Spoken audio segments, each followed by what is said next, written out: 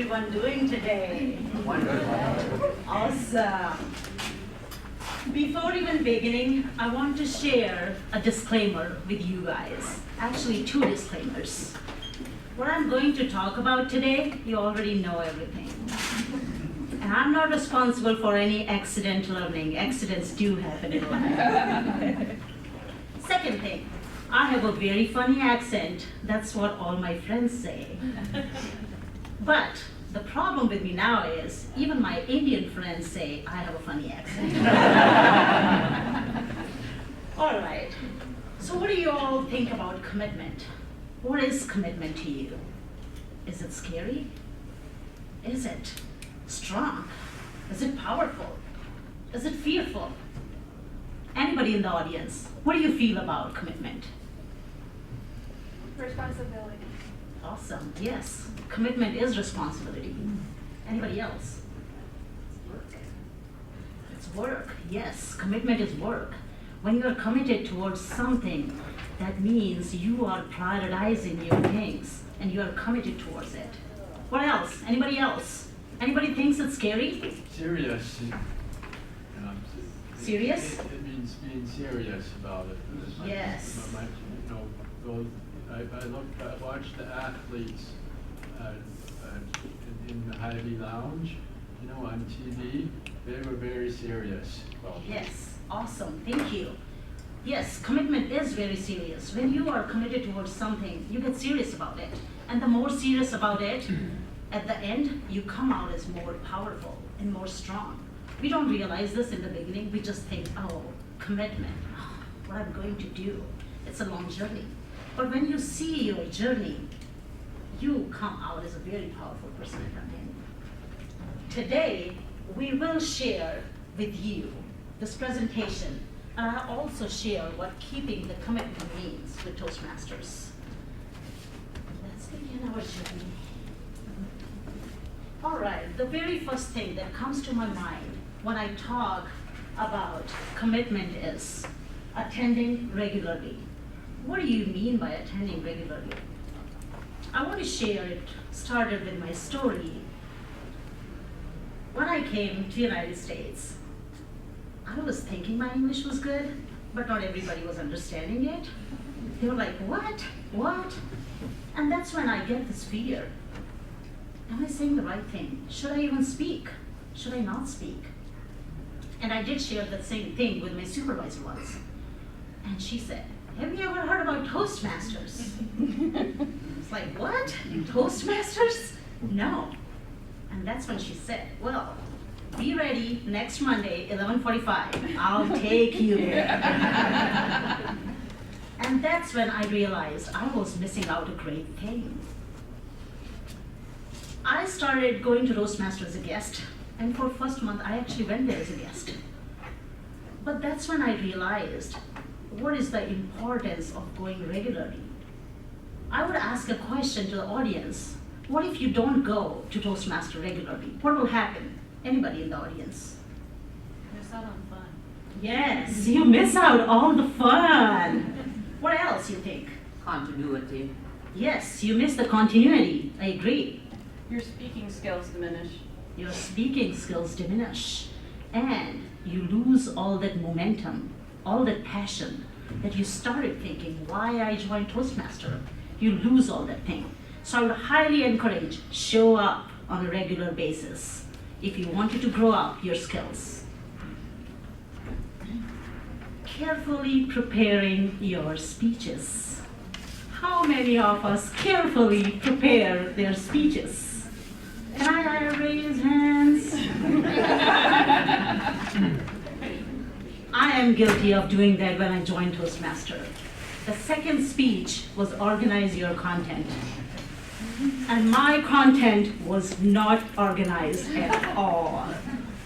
What do you lose when your speeches are not carefully prepared? The audience's attention. The audience's attention. What else? Your own confidence. Yes, your own confidence. Great. You lose out on the learning experience. Awesome. You lose out on learning experience. Anybody else? you also lose that great evaluation and feedback because your content is not organized. All those speeches have a purpose, guys. All those speeches have a goal. You accomplish something with those. And if you don't follow the rules, you don't learn anything.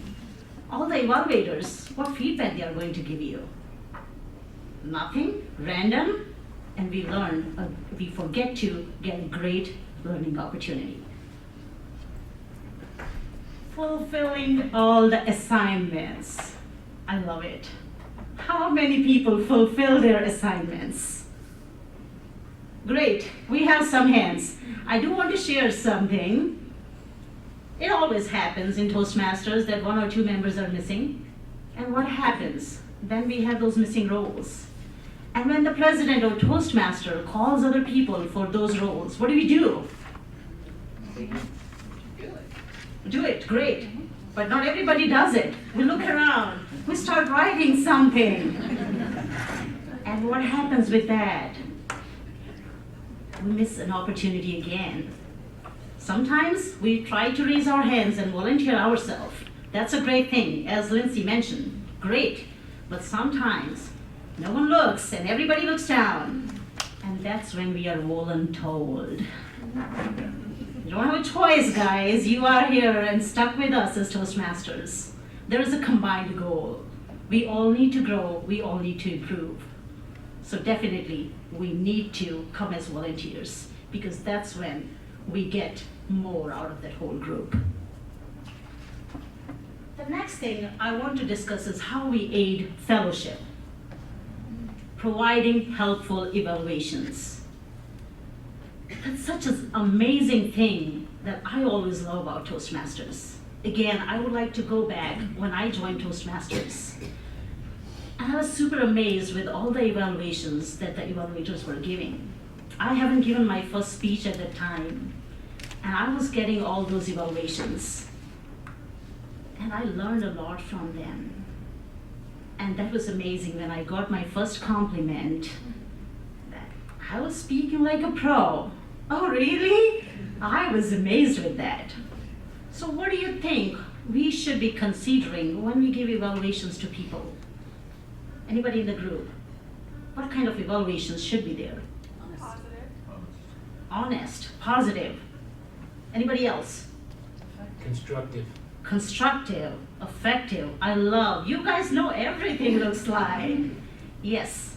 When it comes to evaluation, how many of you know the sandwich approach?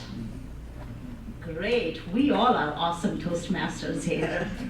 So what that sandwich approach says, you say good, and then you say something with constructive criticism, and then you say good again. Because if you say all the good things in the beginning, and then at the end, if you say all the bad things, then it does not give that effect. Then people try to stay away from those evaluations. But if you follow that approach, but on the same side, we need to remember, we need to be humble, we need to be honest, we need to provide that constructive criticism because we want that team to grow.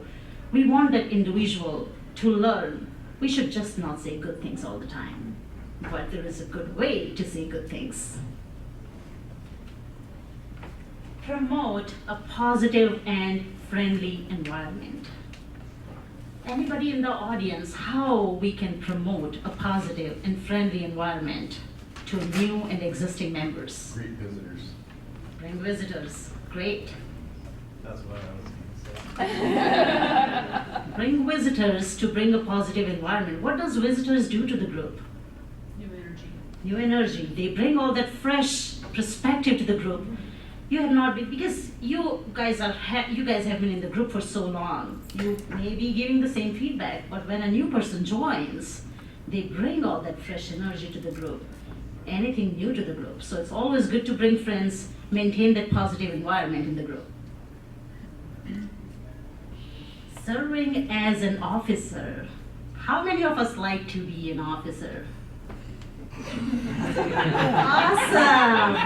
So we do have some people.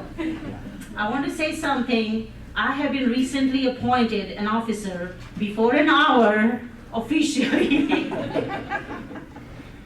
One thing I want to add here, when there is an opportunity, what do we do? Again, are we scared?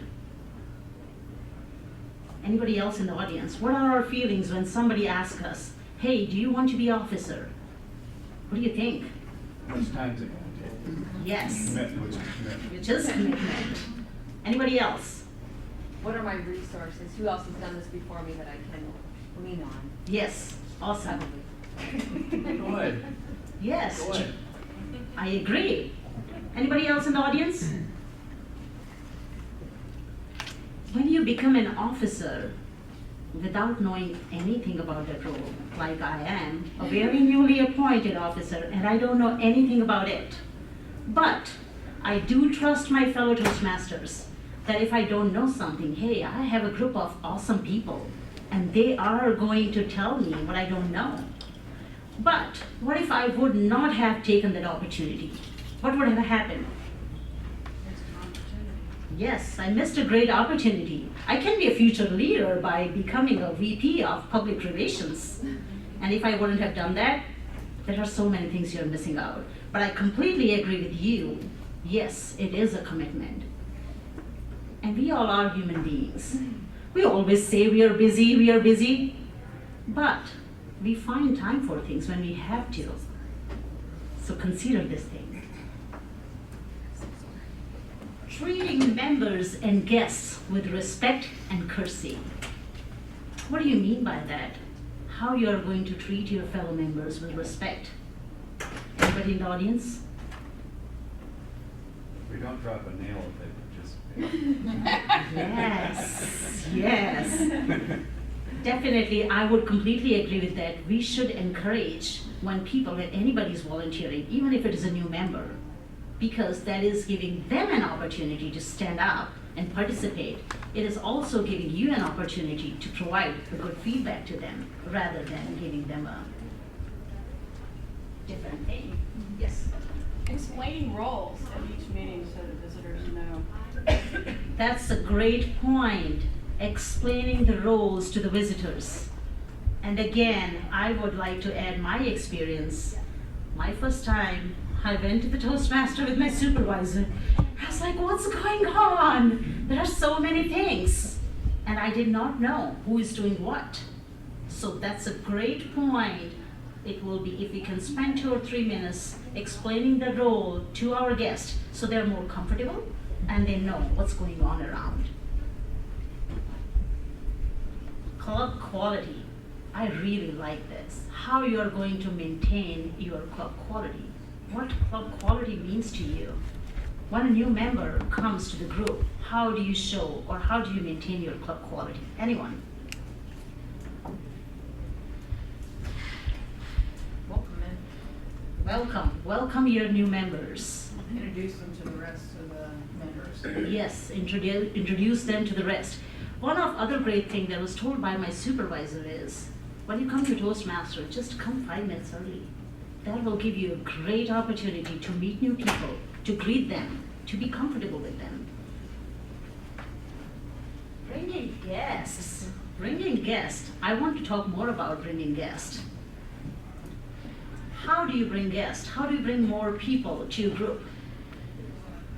Invite coworkers. Invite coworkers. Constantly ask. Constantly ask.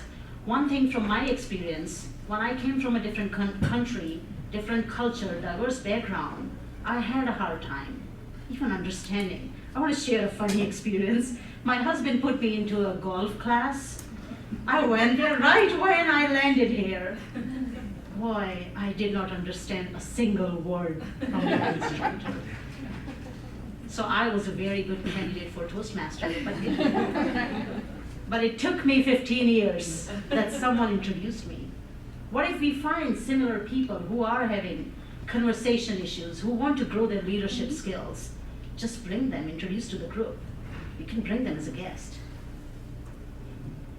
Follow guidelines and rules. How many of us follow guidelines and rules? Raise your hands.